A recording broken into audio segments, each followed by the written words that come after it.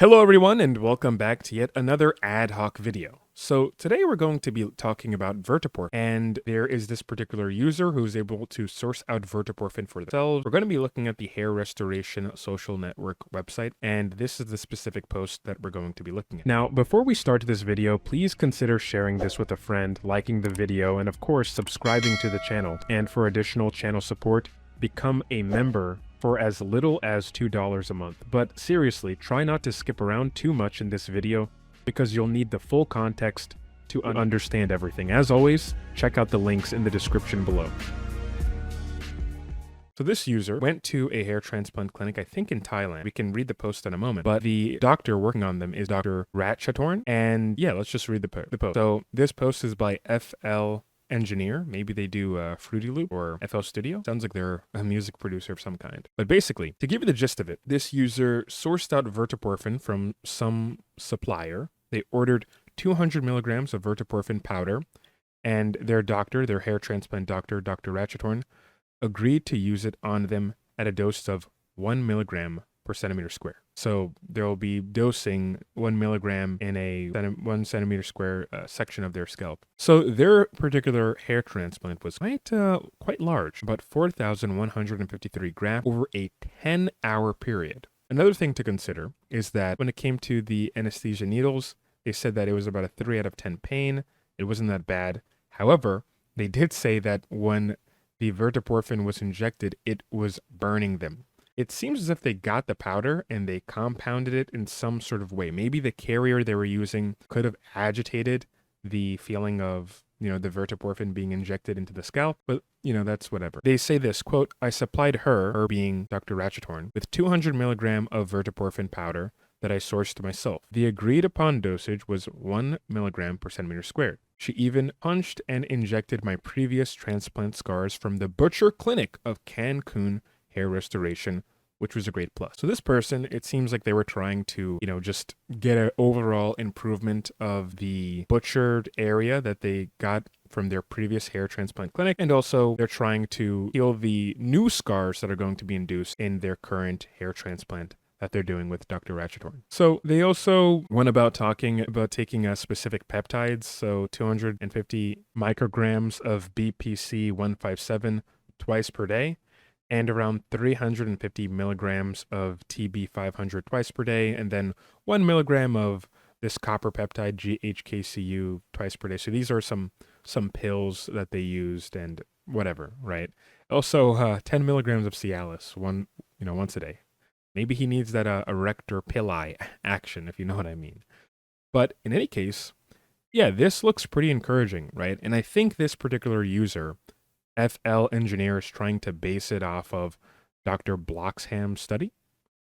And they're going to be, I think, sending pictures to Dr. Bloxham. So Dr. Bloxham, we'll look at his video soon. I'm not going to play the whole video because I want you guys to go check out his video for himself. I'll just switch to it in a moment. But Dr. Bloxham has been running a Verteporfin trial just with a couple of his hair transplant patients. So it's always nice to get even more subjects so we can have a rough idea. And this could be a form of some sort of preclinical, data that we're having. So maybe one day we could have a full-blown, larger Verteporfin study. But yeah, so far, this is a pretty interesting post. I'm not going to lie. So this is the guy's scalp before the transplant. Very diffuse in the center. The parietal and occipital regions seem to have maintained, just looking at it from the top view. So yeah, you can clearly see there are areas that, they extracted the hair follicles from, and I'm assuming the butchered area also is comprised of the occipital region, if you're looking at the screen right now where my mouse cursor is. So that, of course, was, put on top of his scalp in the midsection. Not that much on the hairline. They didn't rebuild the hairline. The hairline is still more or less the same. Or at least the outline of the hairline is still more or less the same. It's just that they've increased the midsection density and kind of reframed the hairline of where it was placed. But that could just be his natural hairline too, right? We don't see his wrinkles on his forehead. So maybe if there's another picture, we can check that out. But yeah, this user FL engineer sourced out Verteporfin and used it on himself, or rather, he got his hair transplant doctor, and she used it on him. So this is pretty cool. And again, I think this clinic he went to is in Thailand. Could be wrong, but again, I'll put the post in the description if you guys want to go check it out. And of course, Melvin, the admin of Hair Restoration Network, is here as well. And he gives his thoughts over here. So let's check the second page. Okay, so sorry, this is actually still the first page. Somebody asks, FL engineer, could you upload some pictures 15 days post-op? So here are the photos post-op. You know, you can see the zombie hairs are still there. And really, you know, it looks like they did a lot of, you know, density work as they were moving towards the hairline, which is, you know, I guess that's pretty typical, right? And, oh, cool, over here you can see the hairline clearly that they built. So I would say based on the picture, his natural hairline is probably maybe half an inch somewhere over here, right? Or maybe, you know, that's just my approximation. This is pretty, you know, rough. I'm not going to lie. Maybe this is the result of not this current hair transplant that he did, but the previous one he did at the Cancun Hair Restoration Clinic where he got butchered. But yeah, this is horrible. They really, you know, took out a lot in that particular region. In his, I guess this would be the parietal region. Or maybe the lighting makes it look even worse, which that could be the case here. Yeah, in the occipital area, occipital region, you know, you have some some lower density over here. Overall, if I'm going to be honest, the density is pretty lackluster, but we'll see how his results look like in a couple months, maybe 6 months to 8 months. The other side of his parietal region, maybe this is the right-hand side. Again, you can see very much butchered, kind of sad. I don't know what this thing is here, though, underneath his ear. It looks like some sort of acne, pustule buildup, or, you know, maybe that's unrelated to the Verteporfin. But I will say this, though. He took the risk on sourcing that Verteporfin. It looks like he got it tested, like you said. It came back as legitimate Verteporfin. But depending on how you compound it, we don't know how he compounded it, how it was delivered. That could have contributed to the burning effect that he stated. But also, that could also contribute to the efficacy. We don't know how efficacious this is going to be, right? I wish he just straight up got the Visidyne, the Verteporfin that you can buy, the actual Verteporfin, rather than just the powder. So hopefully he's fine. Let's go to the next page. So the next page is just simply, people are asking questions. Again, if you guys want to go, read this yourself, you're welcome to. It'll be in the description below. But before I even, kind of go through the post that I made, I want to give you guys a bit of an analogy so you can understand how Verteporfin works. So I want you to conceptualize a city.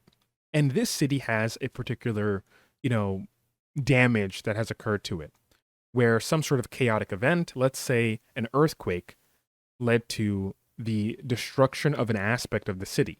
So the earthquake induced an injury on the city, and this has led to a lot of construction. And this construction is activity, right?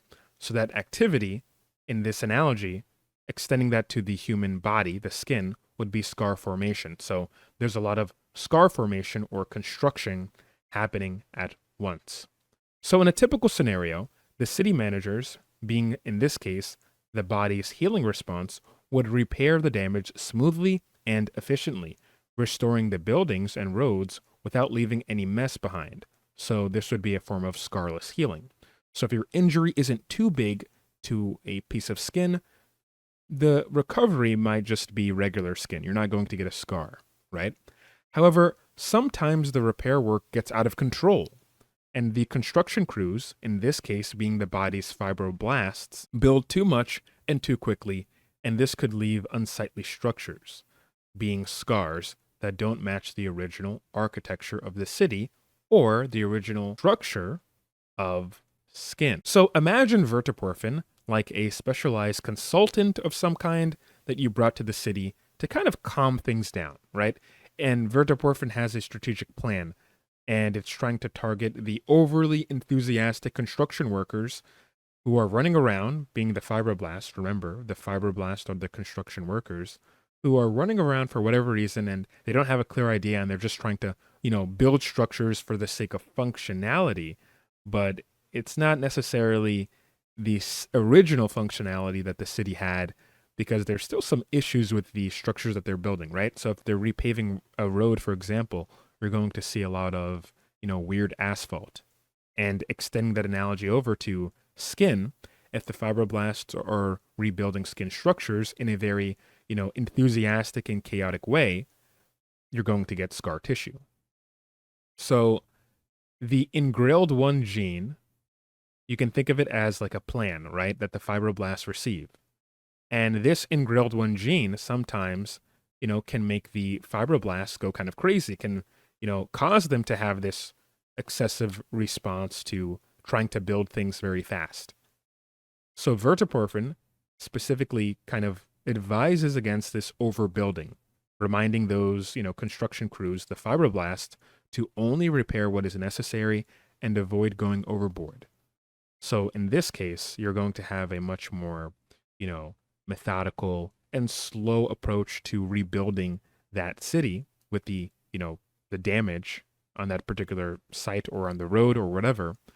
And if you extend this analogy to the human body or mammalian anatomy, that means you're going to get a slower healing, but you're not going to get as much scar formation. Now, that sounds kind of confusing, but walking away from that sort of analogy, let's be a bit more, technical in our explanation here. So, Verteporfin functions as a sort of therapy by intervening in the cellular response that led to scar formation during wound healing. So it works primarily through 2 mechanisms, right? The first mechanism being YAP inhibition. So we have this protein called the YES-associated protein, or YAP, and this is a key regulatory molecule that controls many cellular functions, including cell proliferation and survival.